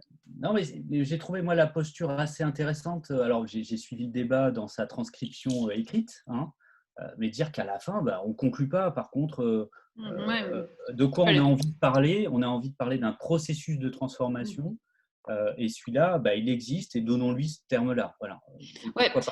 Mais du point de vue métabolisme, c'est quand même pas la même chose. Enfin, du point de vue fonction, clairement. c'est pas la même chose. Par contre, on a bien, tu vois, on a un cercle et quand on voit la nature des processus, c'est aussi des choses compliquées hein, parce que c'est très rare en fait. Moi, j'ai pas mal travaillé sur ce micro-processus à un moment et que j'ai pu vivre, hein, puisque moi j'ai fait de l'artificiel, j'ai monté des opérations, j'ai négocié avec des agriculteurs, etc., pour faire des extensions urbaines. Hein. Je suis un repenti de l'étalement urbain. En fait, on est sur des processus qui sont pas très nets, pas très clairs. C'est des choses qui sont assez incertaines. Bien souvent, on est plutôt face à une friche agricole, une diversité de propriétaires. Il n'y a plus d'exploitants agricoles. Il faut bien faire quelque chose de ce terrain-là. Et il se trouve que c'est un terrain qui est coincé entre deux secteurs qui ont déjà été aménagés. Donc, on vient pas artificialiser en fait dans la tête des gens. Il n'y a rien de négatif. On vient finir la ville. C'est bon, là, on vient boucler le truc. Donc, on est sur des… Voilà, à un moment, en tout cas, ce terme d'artificialisation, je trouve qu'il est intéressant pour dire on passe une frontière. Par contre, quand on a passé la frontière de l'espace artificialisé, là, il y a pour moi un autre champ de réflexion qui est sur la question de l'imperméabilisation, la présence de la pleine terre, la présence de végétal et plus globalement de nature dans la ville. Où là, il faut qu'on vienne la qualifier de façon beaucoup plus fine. C'était en ça que l'idée des coefficients de biotope, bon, malgré ce qu'ils ont comme défaut, quoi, mais quelque part, ils seraient appliqués à plus grande échelle. Ils auraient une autre… on pourrait raisonner autrement, en fait, en pondérant, et en pondérant différemment suivant les fonctions. Là, le coefficient de biotope tel qu'il a été fait par les collectivités, il est plus le lien avec le sol profond ou la question peut-être d'infiltration d'eau. Mais on pourrait avoir des coefficients ce genre de coefficients de pondération qui dépendent des fonctions. De façon qui nécessiterait d'avoir un travail beaucoup plus précis d'analyse. Par contre, oui, ça veut dire qu'il faut travailler avec des pixels petits. Ouais, mais là, typiquement, tu vois, c'est aussi l'effet de bord, là, mais qu'on a toujours, hein, toutes ces réglementations, plus elles sont fines, plus il y a des modes de contournement. Et c'est pour pratiquer ce sport-là, hein, c'est le sport des architectes, de trouver le mode de contournement et ou d'optimisation. Donc, ils ont beaucoup travaillé sur l'optimisation sur la partie parking. Voilà. Et là, ils sont en train de travailler, c'est pas encore complètement stabilisé, mais après, on va avoir tout à coup des solutions répétitives parce que c'est le bon équilibre de l'équation. C'est pas très très difficile parce que là, l'exercice que je fais faire aux étudiants à l'école centrale on prend un îlot, on calcule les différentes densités, on calcule les consommations énergétiques de l'îlot. Après, on transforme un peu l'îlot en suivant le PLU. Donc là, cette année, on est passé au plume. Ouais. Et puis derrière, on recalcule consommation énergétique, etc. Là, je leur ai fait vérifier les règles de coefficient de biotope. Alors, on fait pas trop les parkings parce que c'est quand même un peu compliqué pour nous. Je peux pas leur faire concevoir les parkings, c'est pas possible, c'est trop complexe. Bah, t'imagines, le plus complexe dans un projet urbain, c'est le parking. Ouais, c'est le parking, je sais bien. Ouais, c'est la rampe. C'est comment on fait passer la rampe et comment on met les places. Donc ça, je peux pas les faire travailler à cette échelle-là. Et derrière, en fait, avec quelques hypothèses sur leur parking, ils passaient assez facilement le coefficient de biotope. Et quand ils passaient pas, ils mettaient la toiture végétale et c'était réglé. Et puis, en fait, on s'aperçoit plus les parcelles sont petites, plus c'est facile. Les obligations. Ah oui, parce qu'en dessous de 300 mètres carrés, bon, c'est facile, mais bon, oui. Et, mais même avec donc c'est moins contraignant que ce qu'était le PLU avant. Oui, parce qu'il y avait 30% de pleine terre en secondaire. Ouais. Voilà. Donc ça commence à influer vraiment sur le projet, alors que là, c'est open bar. Donc rien qu'avec les 30%, on y était, puisqu'il y avait un arbre, c'était réglé. Oui, non, c'est vrai que… J'ai le cas en ce moment, j'ai un permis en cours d'instruction à la mairie. Mais bon, non, mais c'est vrai que ça résout pas tout, ou alors il y aura toujours la question de la limite, quoi. Quelle limite on donne? Est-ce qu'on est vraiment ambitieux? Ou est-ce qu'on est juste un peu coercitif? Oui, je pense qu'on arrive, puis qu'on rentre, qu'on se donne, qu'on mette en face l'ingénierie qui va bien de façon à rentrer dans les projets. Enfin, quand tu pointes, comme tu pointes, il y a une question de compétence, mais quelque part, c'est une compétence qui va se développer parce que les instructeurs, en tout cas la plupart, ont envie. Ils vont être beaucoup moins sur du presse-bouton, etc. Et puis, ils savent qu'ils participent. Voilà. Et c'est aujourd'hui, 80% de la ville, c'est les notaires et les géomètres. C'est vraiment, aujourd'hui, on a une dissociation qui est beaucoup trop marquée. Alors, j'en parle aussi dans le bouquin, mais globalement, on va très bien encadrer, accompagner, dialoguer, etc., sur les projets urbains organisé, parce qu'on a des aménageurs, des AC, etc. Et après, le seul moment sur lequel intervient vraiment la collectivité sur la densification du tissu existant, qui est pourtant essentiel, c'est le moment de l'attribution du permis. Hein, ce qui est un vrai souci. Aujourd'hui, les collectivités qui ont réussi à faire des densifications intelligentes interviennent en amont sur la définition des programmes, sur le dialogue avec le quartier, etc.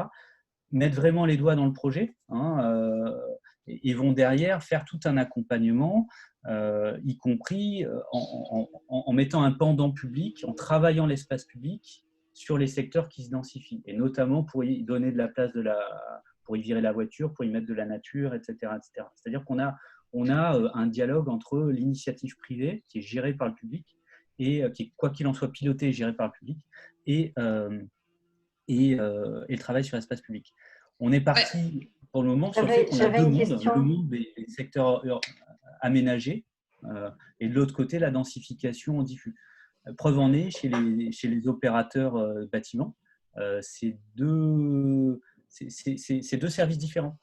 Hein, on a un service qui répond aux appels d'offres des aménageurs et après un service qui va taper la porte des grands-mères pour essayer de choper des terrains et faire le dialogue avec le service instructeur. Ah oui, j'avais une question moi par rapport à ça. C'est ce que on appelle en général l'urbanisme un peu diffus, quoi. C'est des initiatives privées. Ouais. Comment ça se gère? Parce que finalement, on a, je pense, moins de réglementation sur les petites surfaces. Et une autre question, c'était un peu les mécanismes économiques qui peuvent être sous-jacents aux dynamiques qu'on observe. Parce que c'est peut-être en les comprenant que finalement on peut légiférer peut-être autrement et orienter un peu le système économique. Alors ouais, clairement. Clairement, j'en ai pas parlé, mais c'est l'aspect ou un aspect central. Sur le premier, donc tu as bien compris, ce qu'on appelle du diffus, c'est à la fois la petite maison qui vient s'insérer, mais éventuellement c'est le bâtiment de 80 logements. Hein. C'est éventuellement des choses très significatives. On a des quartiers entiers qui se sont transformés ces dernières années autour de l'Erdre notamment.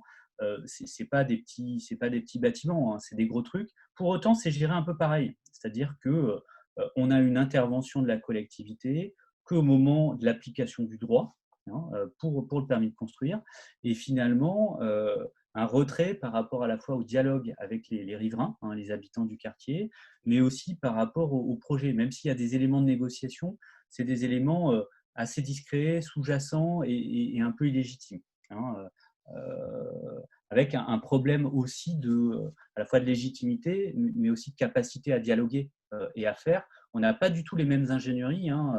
Quand on est sur un secteur aménagé, sur une ZAC, on a un urbaniste coordonnateur, on a des règles qui font qu'on a un débat non pas que sur l'application du droit, qu'on peut faire évoluer par ailleurs, mais sur la nature même du programme, sur la nature du projet, etc. Donc il y a un dialogue continu.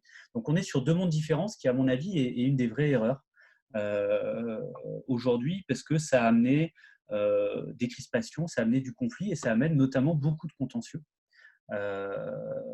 Or, le contentieux est aujourd'hui les premiers à demander une implication des pouvoirs publics sur la densification en diffus, c'est les promoteurs, notamment pour la gestion du dialogue avec les riverains et la coordination des opérations entre elles. C'est-à-dire qu'aujourd'hui, quand on a un architecte qui va faire une opération sur un terrain, il ne sait pas ce qui va se passer sur les terrains à côté. Voilà, personne n'a de vision d'ensemble finalement, ce qui est le cas alors qu'on a ça, on a ça sur une ZAC. Mais l'exemple de Vancouver est vraiment intéressant là-dessus. Je me le note d'ailleurs, ça devrait être un terrain pour la suite. Alors pour répondre à ta question, sur les flux financiers, les flux économiques, alors, ils sont différents selon les types d'usage, etc., mais ils vont tous dans le même sens. Hein. Ils vont tous dans le même sens. Le renouvellement urbain coûte plus cher que l'extension, hein, de façon absolument systématique, pour plein de raisons. Mais surtout, ce qui est important, et pour aller complètement dans ton sens, c'est que tout le processus économique est monté là-dessus. C'est-à-dire qu'aujourd'hui, on a un agriculteur qui va partir à la retraite. Il y a une attente de sa part, mais aussi de la SAFER et aussi de la profession globalement, que les terrains qui sont en périphérie de ville vont être acquis. Alors, à vil prix, diraient certains, mais déjà 3-4 euros le mètre carré pour du terrain agricole, c'est énorme. Hein, et donc, ça va lui faire son fonds de retraite. Donc, ça, c'est attendu et c'est légitime. On considère que c'est un prix extrêmement faible du sol agricole, notamment par rapport aux comparaisons européennes. Donc, et c'est un prix qui n'est lié qu'à une logique de marché, évidemment pas à la valeur intrinsèque du sol, sa capacité à produire des biens alimentaires, etc. Vous auriez des termes beaucoup plus pertinents que moi. On est bien sur un prix de marché qui est sans rapport avec la valeur du mètre carré de sol, et encore moins sa valeur en termes écologiques. Donc là, déjà, on a une économie qui vient minimiser tout ça. Ensuite, on va avoir derrière une activité sur laquelle l'ensemble des acteurs ont intérêt à aller vite et à consommer beaucoup. Le maire a intérêt à ce que l'opération aille vite, parce qu'à partir du moment où il lance le truc, il a envie que ça se passe.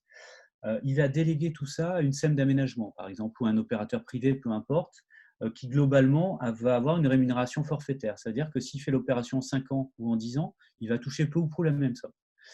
Donc, il a intérêt à commercialiser rapidement. Il va vendre du terrain à une entreprise qui va, par exemple, se décentrer du centre-ville. Un garage automobile qui va aller en périphérie.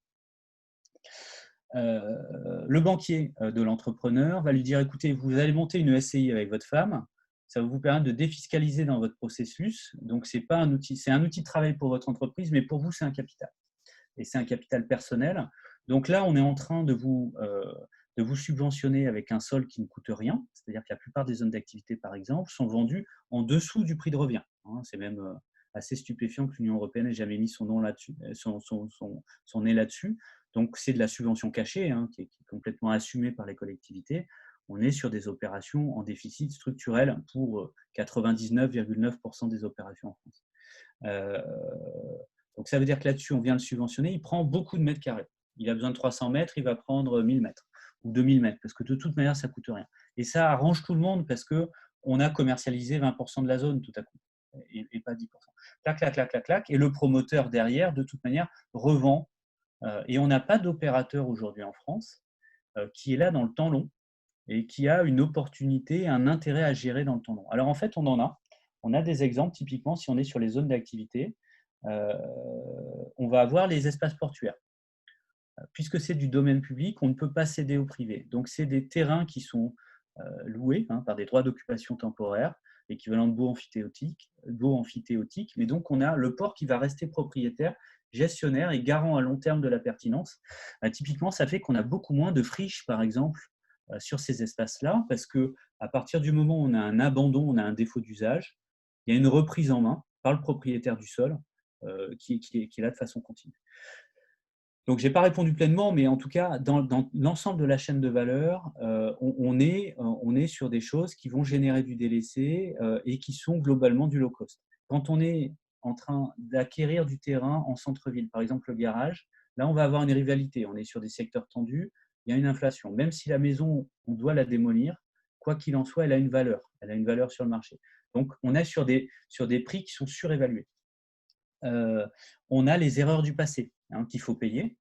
Donc, c'est le bâtiment qui n'a plus d'usage, qui est une erreur de conception. On est sur un bâtiment qui n'est pas évolutif, mais surtout, on a la présence d'amiante, la présence de pollution de sol, etc., etc. Tout ça, c'est bien à un moment une erreur qui a été faite et qu'il va falloir éponger d'une façon ou d'une autre. Et puis aussi, on va avoir directement dans l'opération de renouvellement urbain les coûts d'investissement et pas les coûts d'exploitation de la ville, c'est-à-dire les économies qu'on fait faire à la collectivité parce qu'on a plus de proximité, parce qu'on a moins d'accidents de la route, parce qu'on est moins loin, parce qu'on a moins de pollution de l'air, etc., etc. On ne le voit pas dans l'équation économique. Ça va même plus loin, c'est qu'aujourd'hui, on s'aperçoit qu'on a par notamment des prix qui sont forfaitaires. Par exemple, le prix dans une collectivité pour accéder à l'eau, en général, il est lié directement, enfin, il est forfaitaire. C'est-à-dire vous créez une maison en centre-ville, le réseau est là, ça va vous coûter le même prix que s'il faut tirer 200 mètres de réseau sur un lotissement pour vous amener la flotte. Ça va tellement loin qu'on a analysé un déficit d'investissement sur les infrastructures primaires sur l'eau. Et donc, on a une épée de Damoclès qui pend sur les collectivités. C'est le moment où ils vont devoir faire les gros entretiens des infrastructures primaires qui ont finalement été délaissées pour aller investir dans la périphérie. Mais il va falloir à un moment se dire qu'en effet, ça coûte plus cher de faire du renouvellement urbain. Il va falloir arrêter d'avoir une alternative. Si on commence à regarder les deux prix comme ça, l'un contre l'autre, le renouvellement urbain ne gagne jamais parce qu'on ne met qu'une partie des coûts dans l'étalement urbain. Et puis, ça veut dire que ça pose des questions de fond sur la question de la propriété du sol et de l'impact de la propriété du sol sur le prix. Et dans bien des cas, il va falloir sortir très vraisemblablement le sol de l'équation économique, c'est-à-dire avoir une propriété publique du sol ou en tout cas une propriété collective. C'est ce qui est en train de se développer, notamment sur le logement abordable avec les offices fonciers solidaires, mais c'est aussi des choses qu'on est en train de développer sur les secteurs d'activité économique, sur lesquels on dit, écoutez, maintenant, on va arrêter, on va accueillir des entreprises qui vont construire leurs propres bâtiments, mais sur un sol qui ne leur appartient pas. Oh, merci. Est-ce qu'il y a d'autres questions?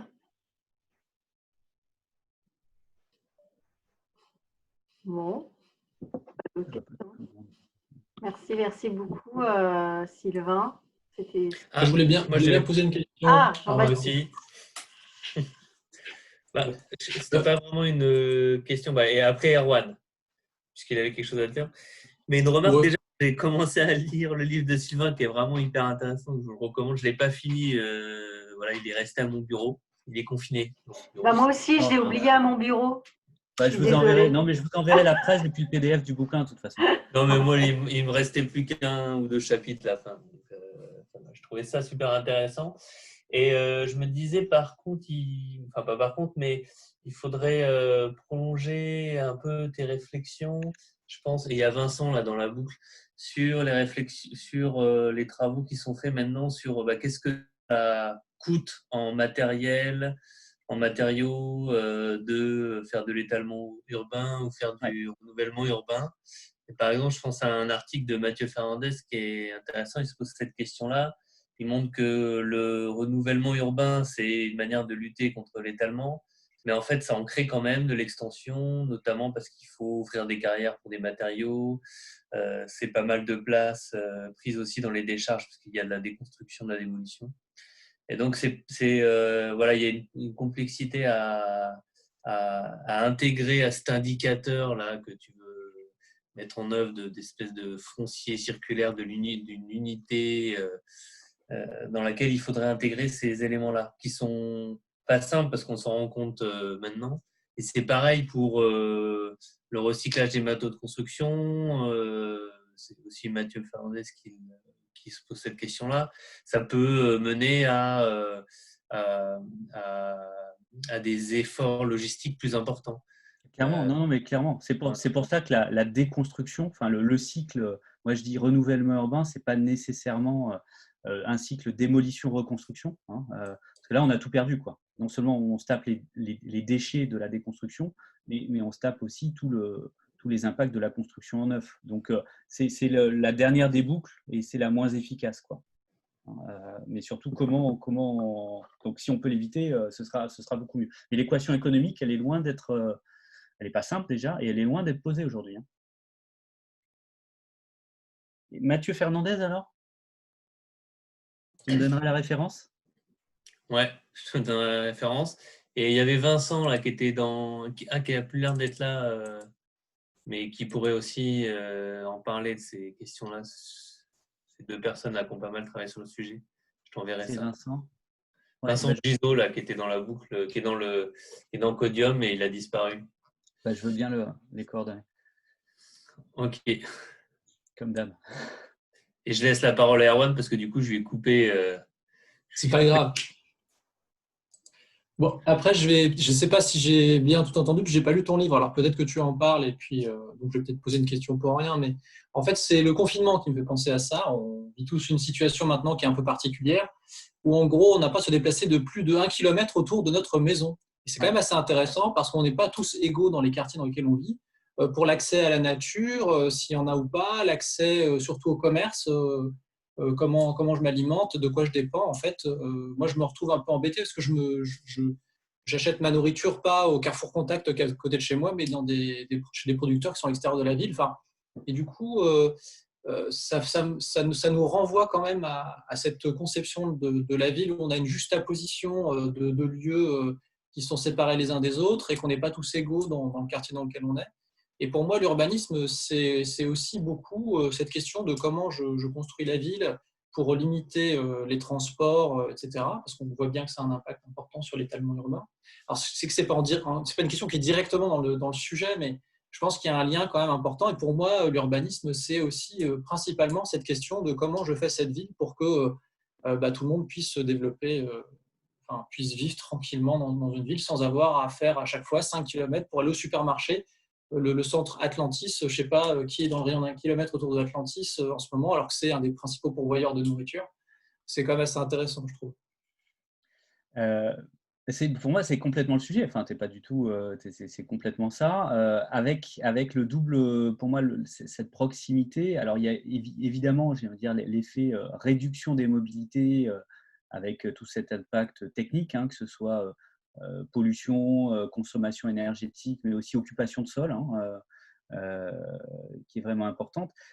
Il y a aussi un autre aspect qui est qu'on se retrouve nous-mêmes humainement beaucoup mieux aussi dans cette proximité. Et qui dit proximité dit haute mode de mobilité, notamment vélo piéton. J'ai beaucoup travaillé sur la question de ce qu'on a appelé les micromobilités, les trottinettes, etc. Notamment le rapport à la ville qui est induit par ces modes de mobilité sur lesquels on n'a pas d'écran, on n'a pas de portière et de il n'y a pas d'habitacle autour de nous. C'est un autre rapport à la ville. Et finalement, dans la proximité, par ces modes de déplacement que ça permet, on retrouve un mode de rapport du piéton. Et là, d'ailleurs, on réapprend qu'on peut interpeller un voisin qui est sur le trottoir d'en face, parce que vu qu'il n'y a pas de voiture qui circule en ce moment, on s'entend. Et l'impact sur la ville est extrêmement important. J'étais à Copenhague au début du blocage et il y a des voitures partout, mais il y en a beaucoup moins. Et on a l'impression que c'est dimanche en France. Voilà. On a le même effet à San Francisco parce qu'il y a beaucoup de Tesla électriques. Donc, c'est un autre effet. Pour revenir dans ton truc, c'est vraiment un thème clé de l'urbanisme depuis les années 30. Cette question de la ville des 5 minutes, etc. C'est devenu la ville du quart d'heure dans un certain nombre de programmes électoraux là à se rendre. Et là-dedans se pose la question de comment faire habiter dans les centres urbains qui ont cette plurifonctionnalité, comment on vient mêler des usages et les rendre proches, donc faire ramener les gens, mais aussi venir s'aimer et sortir de la monofonctionnalité. On a encore aujourd'hui la plupart du territoire français est zoné avec des interdictions de pratique d'un certain nombre d'activités en fonction des secteurs. Là, tu es chez toi, tu es en train de bosser. Je pense que fiscalement, tu dois être très borderline. Tu vois c'est pas… Donc, on a encore… Voilà, travailler dans une résidence HLM, c'est aujourd'hui interdit. Voilà, on a beaucoup de choses. Donc, oui, clairement, c'est pour moi le cap. Et on s'aperçoit que cette idée de ville du quart d'heure, au même titre que pour moi la lutte contre l'étalement urbain, c'est des espèces d'étendards qui en soi ne veulent pas dire grand-chose. Ou d'urbanisme circulaire, etc. Ça veut pas dire grand-chose. Par contre, ça met les projets, ça met les démarches d'un côté ou de l'autre. C'est in ou c'est out. Et ça donne de la lisibilité aussi. Mais le travail qui a été fait, alors moins à Nantes qu'à Paris, par Hidalgo sur le thème de la ville du quart d'heure est vraiment intéressant. Il n'a rien de neuf. On a vraiment moi j'ai des schémas des années 30 qui mettent le cercle. Voilà, un cercle qui était 5 minutes walk et sur lequel il faut arriver à trouver l'ensemble des aménités du quotidien. Et puis, on accepte des distances plus importantes pour un certain nombre de fonctions qui sont moins celles du quotidien, etc. Avec une réflexion sur le damier new-yorkais notamment, avec cette succession de cercles. Merci.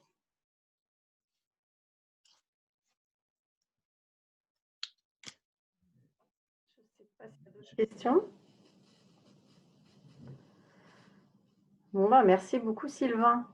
Merci à vous. Je vous enverrai le bouquin. Et alors, vous pouvez le garder de votre côté parce que ça tue mes ventes. Non pas que je gagne de l'argent avec les ventes, mais j'aime bien quand il y a une vente, au moins je sais que quelqu'un le lit.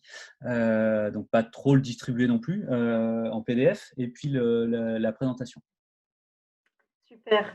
Alors, moi, j'ai enregistré, donc bah, j'espère que ça va fonctionner. On va voir ce que ça donnera. Ok, bah, moi aussi d'ailleurs. Tiens, je vais arrêter moi. Moi aussi, je vais arrêter.